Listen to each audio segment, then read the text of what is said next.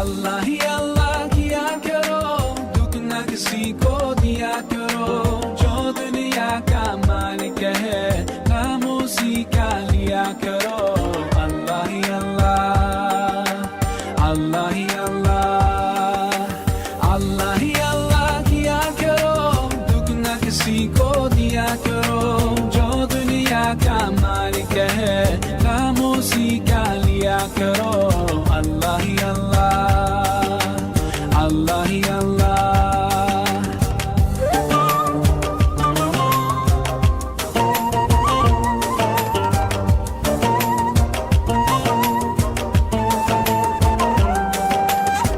Just like a sunrise can't be denied, no, just like the river will.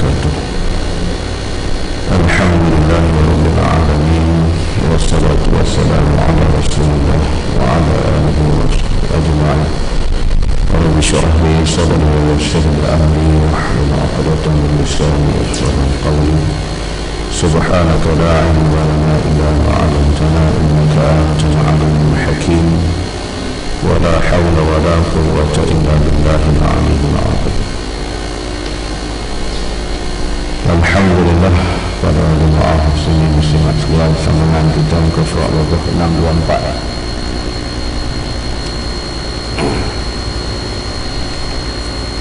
Sambungan daripada yang pagi kemarin. Abu Hurairah radhiyallahu anhu berkata, Nabi sallallahu alaihi wasallam bersabda, "Shallu ala fa inna as-salah alayya zakatun lakum was'alullahi li la wasilah." Qalu wa ma al-wasilah ya Rasulullah? Qala a'la darajatin fil jannah la yanaluha illa rajulun wahidun wa ana arju an yakuna ana huwa.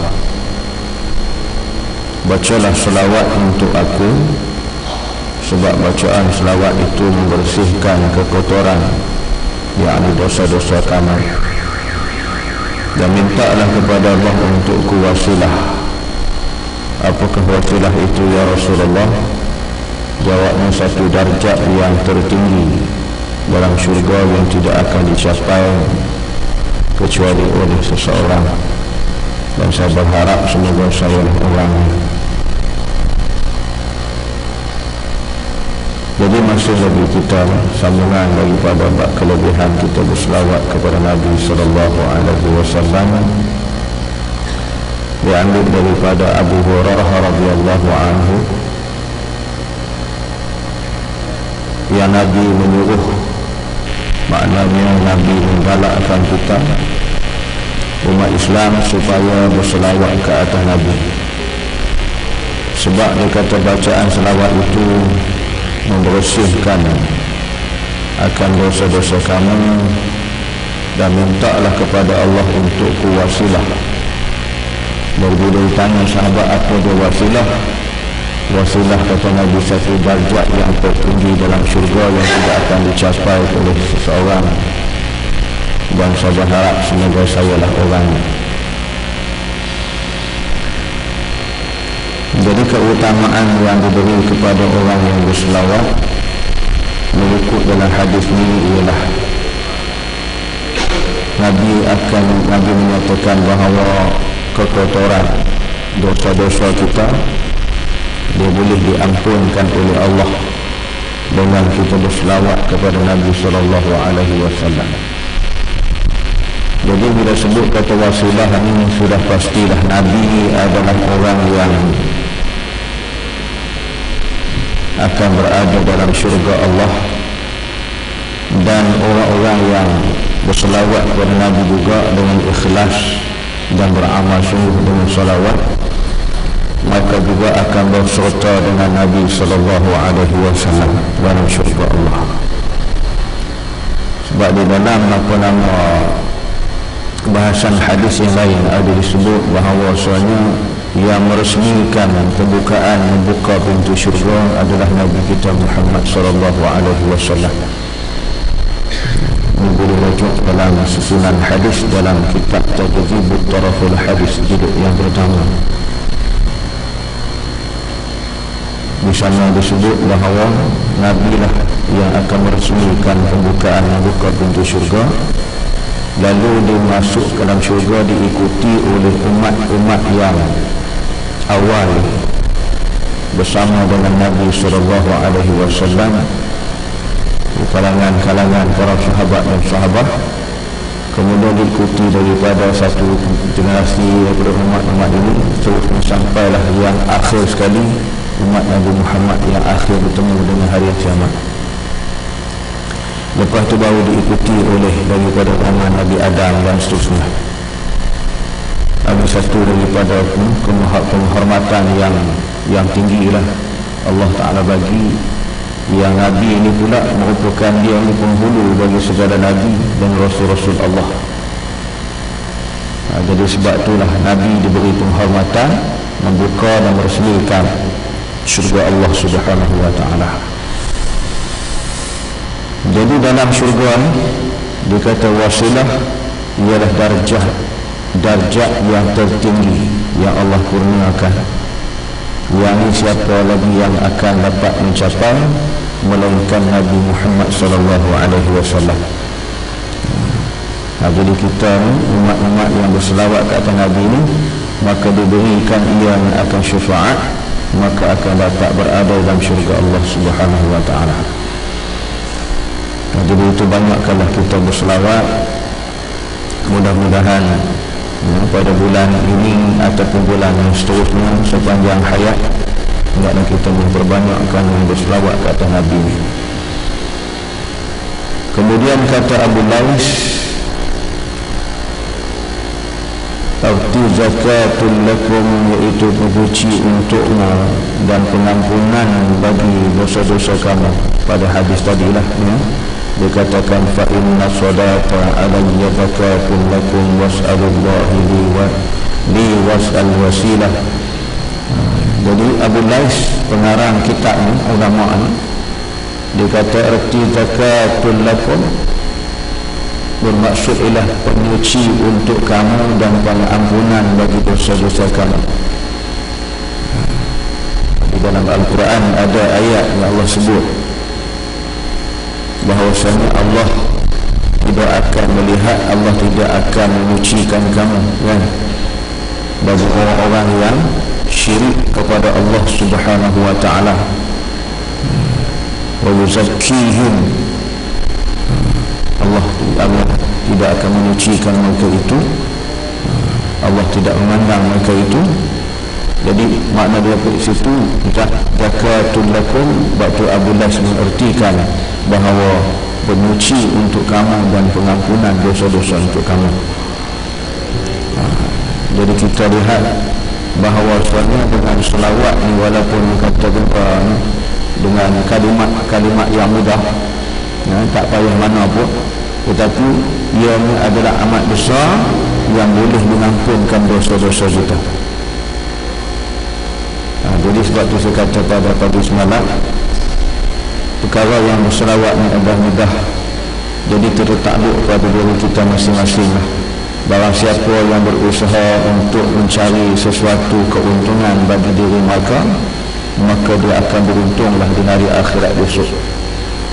Jadi itu tertakluk diri kita sendirilah.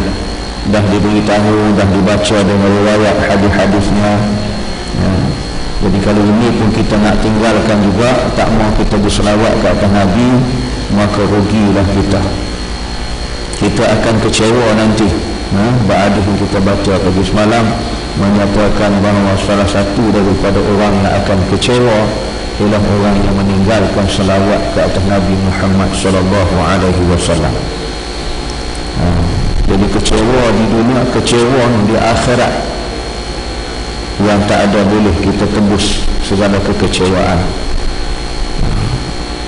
Jadi kita nak menyesal pun tak berguna dah, nak kecewa pun tak ada apa, maka kecewa kita akan kekal jika kita tidak berselawat ke atas Nabi. dan andaikan salawat itu tidak ada pahala kecuali akan mendapat syafaat Nabi SAW, nescaya itu sahaja sudah cukup menjadi kewajiban seorang yang sempurna akal untuk memperbaikinya, lebih-lebih timbang mengadili ampunan dosa dan mendapat salawat daripada Allah. Jadi bila kita kata Abu Lais, anda kata dia kata selawat ni tidak ada pahala kecuali kamu dapat syafaat Nabi, yang itu pun sudah mencukupi. Sebab apa? Syafaat ini ialah pertolongan daripada Nabi SAW. Sebab kita tahu di alam akhirat, di alam mahsyar, tiada ada bahawa siapa yang boleh untuk memberi bantuan dan pertolongan, hanya sahaja Allah Subhanahu wa ta'ala sahaja. Itu ada juga hadis yang disebut 7 golongan akan mendapat naungan di bawah arasy Allah di hari Yaumul Mahsyar. Salah satu disebut Imamun Adil, imam yang adil. Imam diartikan dengan pemimpin yang adil. Adil bermaksud katanya ialah adil pemimpin yang dapat meletakkan dengan hukum Allah di tempat yang betul, yang haram dikata haram, yang halal dikata halal, dan dapat melaksanakan apa yang Allah Ta'ala perintah. Itu pemimpin yang adil, Imamul Adil. Yang imam yang adil itu salah satu yang akan mendapat naungan di bawah arasy Allah, yang tiada ada lain yang dapat perlindungan. Dan disebut juga di antara golongan lain ialah golongan orang yang bersahabat kerana Allah, bertemu kerana Allah, berpisah pun kerana Allah. Dan orang yang bersahabat, berkawan sungguh-sungguh, maka ikhlas dengan semata-mata kerana Allah, bertemu dengan kerana Allah, berpisah dengan kerana Allah. Macam mana sahabat-sahabat kita di antara orang Muhajir dan Ansar, tidak pernah dibayangkan dalam kehidupan mereka, tak pernah terbayang pun macam mana wajah orang-orang Ansar, dan orang Ansar pun tidak pernah membayangkan macam mana wajah-wajah manusia ataupun sahabat daripada Muhajirin Makkah. Tetapi bila bertemu tuan-tuan, seolah-olah orang yang sudah berpisah 100-200 tahun punya perangai. Sebab apa? Dengan dipeluk, dicium mereka dengan kasih sayang, dengan menangis-nangis dia.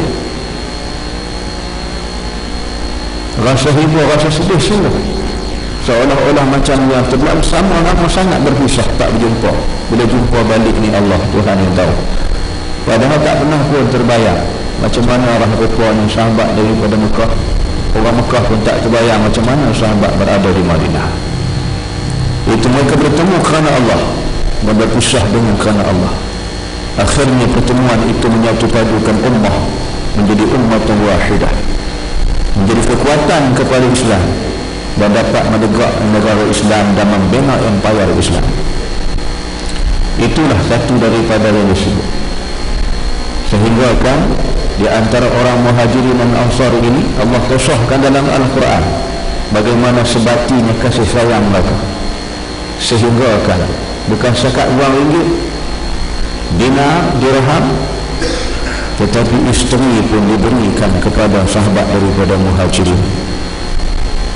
Yang tak ada isteri, yang isteri kematian isteri, diberikan isteri. Mari di mana di Madinah tak ada rumah, dibagi rumah, dia pergi buat rumah lain, cari rumah lain. Begitulah kasih sayang yang dengan kerana Allah, bukan mengaba-ngaba. Itu di antara yang mendapat lindungan Allah di bawah arasy. Dan pemuda-pemudi ataupun di kalangan kita yang hati sentiasa terikat kepada masjid, orang yang hati terikat kepada masjid. Jadi kaum muslimin, masjid mereka adalah masjid yang ada. Kaum ibu para muslimat, masjid yang ada adalah bait, rumah mereka ataupun manzil. Kecuali bagi mereka datang ke masjid nak mengaji, nak belajar fardu ain. Yang laki-laki lah yang dituntut sembahyang berjemaah sebenarnya. Tapi kita kebalik kot hari ni. Suami di rumah ada, saya tengoklah kan kedapatan dalam masyarakat kita, hak yang kita nampak. Suami duduk di rumah, isteri sanggup kayuh basikal pagi-pagi pergi sembahyang subuh dan sebagainya. Suami dia relax kat rumah. Isteri dia dengan telekongnya kayuh basikal pagi-pagi. Pagi-pagi subuh dah kayuh basikal. Nak ke mana? Ke masjid, Ustaz. Suami ada kat rumah. Itu kita. Yang afdal ni, orang laki-laki ni ada dituntut berjemaah di masjid. Waktu buat sembahyang jemaah di masjid ni kan, sampai Nabi isyaratkan Yesus bakar masjid, bakar rumah. Nabi kata bakar rumah pasal tak sembahyang, tak mau berjemaah. Nabi marah suruh dalam bab ni. Jadi sebab tu kita ni, orang yang terikat dengan masjid ialah masjid yang ada di kalangan kita muslimin. Mana kita pergi pun kita cari masjid, dan bagi wanita masjid mereka adalah rumah.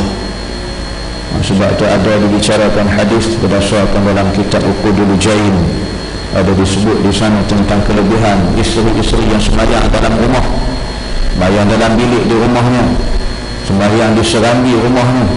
Ada bahasan hadis, masing-masing ada kelebihan.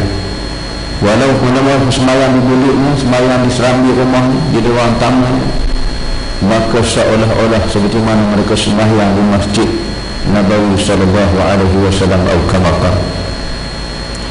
Itu yang keutamaan bagi wanita. Melainkan bagi mereka yang datang untuk mengaji, belajar fardu ain. Jadi inilah keutamaan. Jadi golongan-golongan itu di antara yang saya ingat, boleh rujuk dalam Riyadhus Salihin, Riyadhus Salihin, ataupun dalam Sahih Bukhari, Sahih Muslim, ada disebut di hadis itu 7 golongan yang akan mendapat naungan di bawah arasy Allah.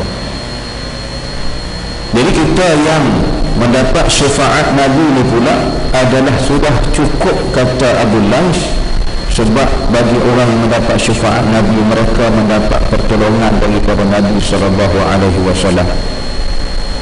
Tak ada siapa yang boleh tolong kita dah. Kalau dunia ni isteri lah orang kata yang paling dekat, anak-anak, keluarga kita, jiran kita, kawan kita. Tak, di akhirat yang boleh tolong kita hanya sahaja Nabi Muhammad sallallahu alaihi wasallam yang diberikan keizinan oleh Allah.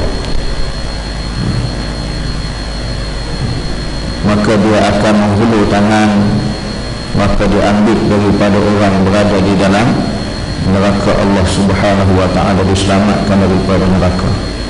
Dan satu lagi yang boleh pula menolong kita juga ada disebut dalam bahasan hadis dalam kitab Muhimmah, ialah bagi anak-anak yang mati semasa kecil, yang ni boleh tolong ibu bapa dia.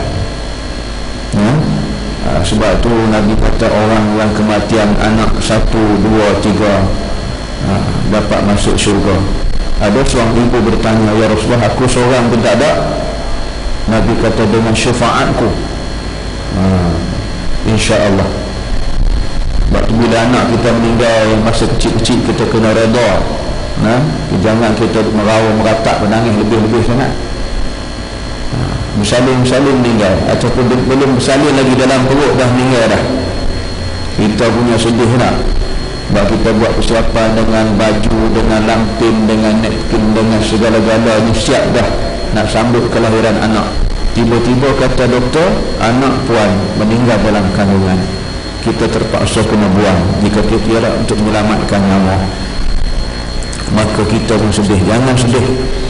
Sebab apa? Kanak-kanak yang meninggal ketika usia yang masih kecil ni, besok mereka ni lah akan mengambil ibu bapa mereka dengan mana dia masukkan dalam syurga Allah.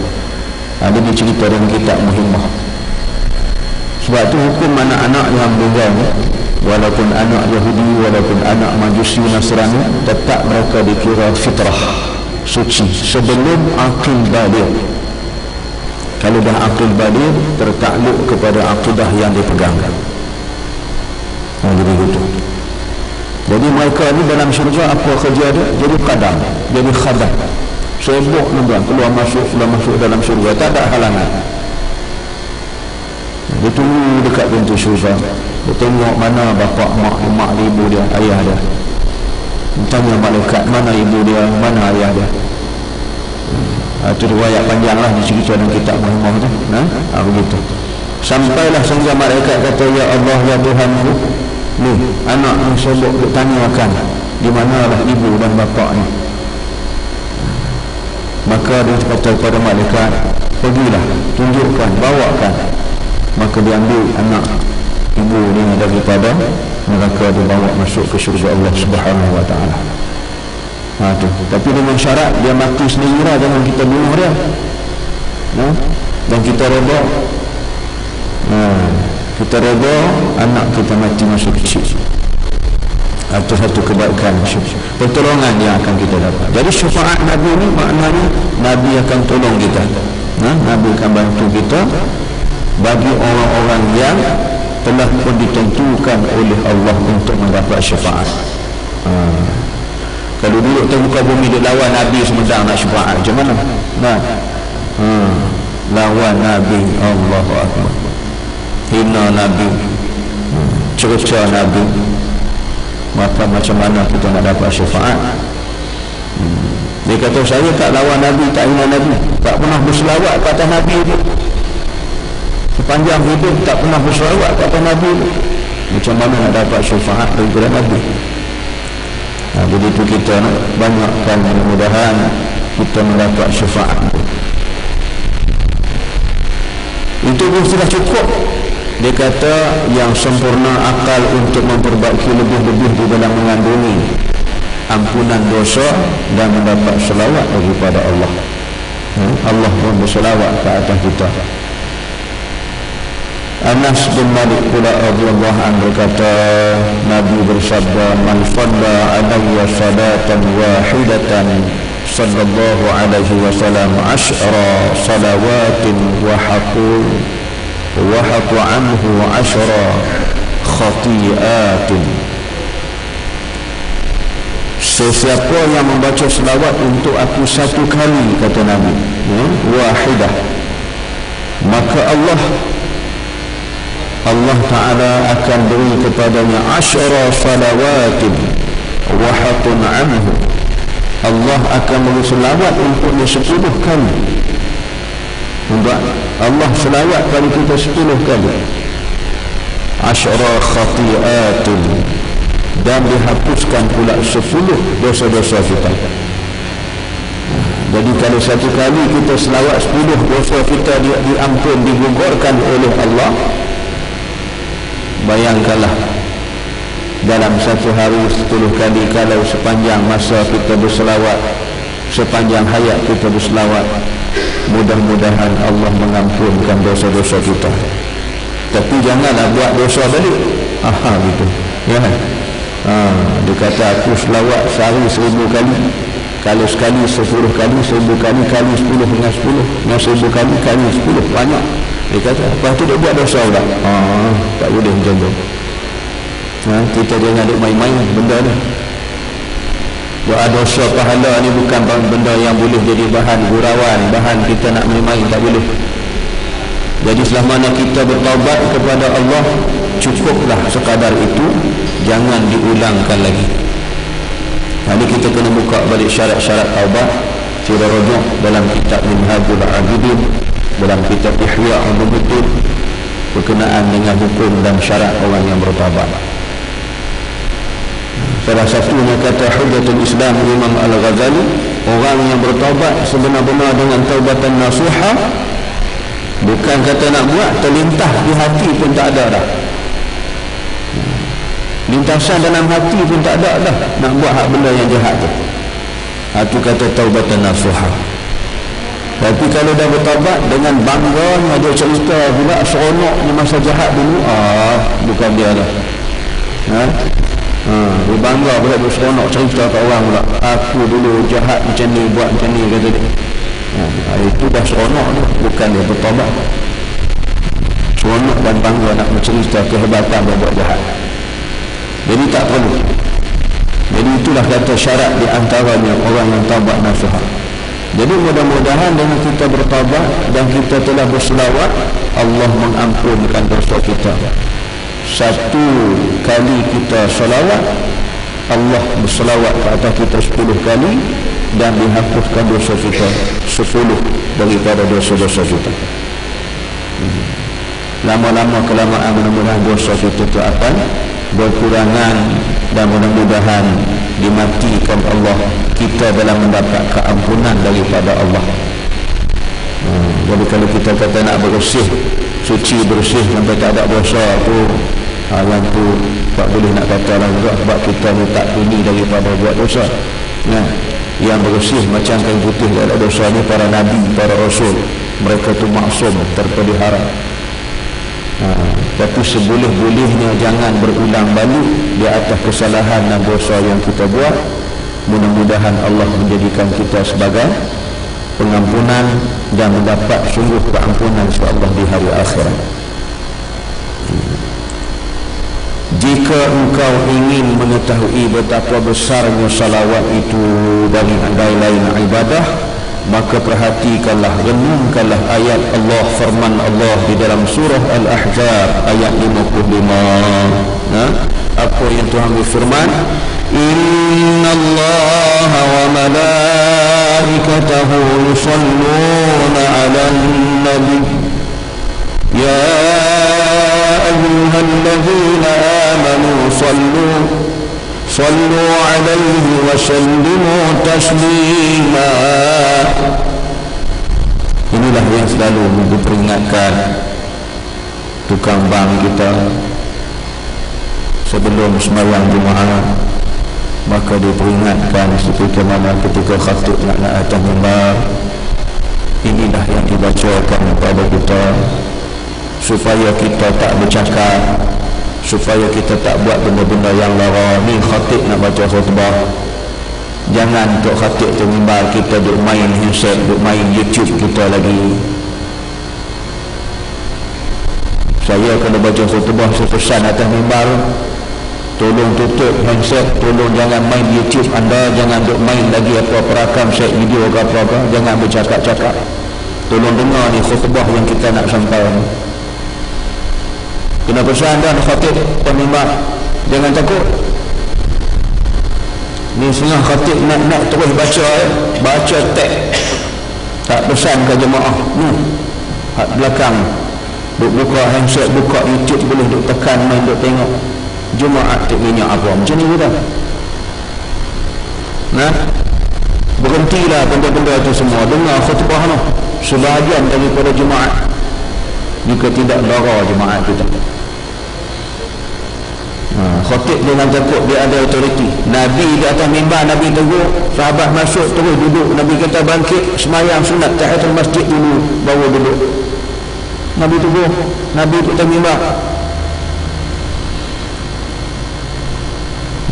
Jadi kita kena tegur orang, kena peringat jemaah kita. Kita nak pesan kat khatib-khatib ni. Jadi inilah yang Allah sebut dalam semua perintah ibadah, langsung Allah menyuruh hamba-Nya beribadah. Adapun dalam ibadah selawat, maka Allah menyatakan bahawa Allah sendiri yang memulai salawat. Nampak? Ya? Allah sendiri yang memulakan salawat, kemudian disambung oleh para malaikat untuk membaca selawat untuk Nabi SAW. Maka dengan ini nyatalah bahawa salawat itu afdal daripada ibadah-ibadah yang lain. Ini dalil Quran, bukan takat hadis, dalil Quran lengkap bahawasanya salawat ni adalah ibadah yang paling utama daripada ibadah-ibadah yang lain. Itu boleh tengok dalam tafsiran lah. Buka tafsir panjang cerita lah ayat ni, dalam surah Al-Ahzab ayat 56. Tu Allah berpesan di hujung ayat, ya ayyuhallazina amanu, wahai mereka-mereka yang beriman, sallu alaihi wa sallimu taslima. Selawatlah kamu ke atas Nabi kamu, bacalah selawat ke atasnya, itulah yang dikatakan afdal, yang paling baik daripada ibadat-ibadat yang lain.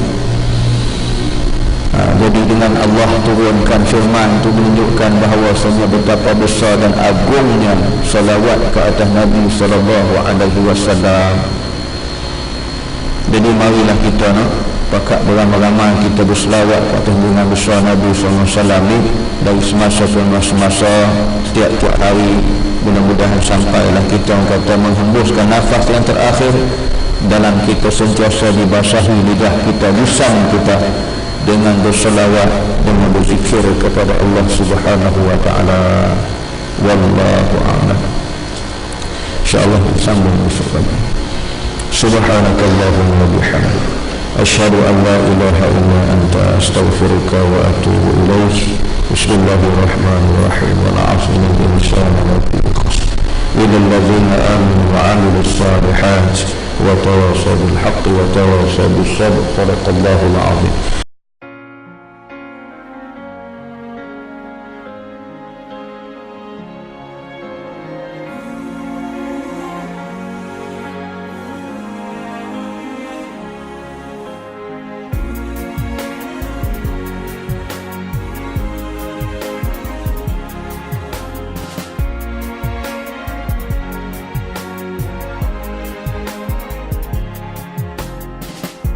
I was so far